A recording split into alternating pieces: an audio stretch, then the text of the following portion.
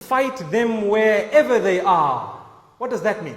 That means that at the time of Rasulullah sallallahu alaihi wasallam, they were not allowed to fight and retaliate. They were beaten and they were persecuted to a great degree. And Allah subhanahu wa ta'ala did not permit them to retaliate. Until one day, Allah subhanahu wa ta'ala revealed verses to say, now you may fight them wherever they are, because they have fought you. And Allah mentions verses that we read tonight regarding the battle of Badr and the battle of Uhud and various other battles that took place. Remember, these verses are not instructions for me and you today. They are records of history that are mentioned in the Quran, whereby we can learn examples from. So you find some non-Muslims pick up the Quran and they say this Quran preaches terrorism. No, the Quran is the furthest away from terrorism. But they have not understood the Quran. The Quran has verses of history where history is recorded. They translate it as though those are commands for me and you. Nay, they are not commands. When Allah says, fight those who have fought you, He has addressed it to those people at the time. And Allah subhanahu wa ta'ala says,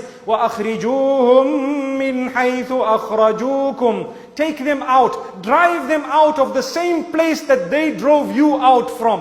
What was that place? That was Makkatul Mukarramah. The mu'mineen were driven out of Makkatul Mukarramah. So Allah subhanahu wa ta'ala is instructing them that now you have the permission to drive them back out of there. So none of us should interpret those verses the way the non-Muslims want us to interpret the verses today, and in turn call us a bunch of terrorists. May Allah protect us. We are not that. The Quran has 3 items in it. فِيهِ خَبَرُ مَنْ قَبْلَنَا. It has items of history in it.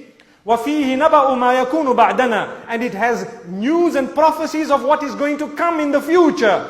And it has حُكْمُ مَا بَيْنَنَا. It has laws and regulations governing how we shall lead our own lives and judging between us. Those are the 3 types of verses in the Quran. So the verses we have read today, they applied at the time of Rasulullah sallallahu alaihi wasallam, and they definitely serve as a lesson for all of us. But let's not misunderstand it. When someone comes to the layman as a Muslim, a non-Muslim shows you the Quran and says, you know, look at these verses. They are telling you, go and fight the kuffar. No, those verses are addressing Rasulullah sallallahu alaihi wasallam and those people at that time. There are reasons of revelation behind these verses. May Allah subhanahu wa ta'ala grant us understanding. And I hope and I pray that everyone here has a clear mind that Islam is definitely only that which promotes peace.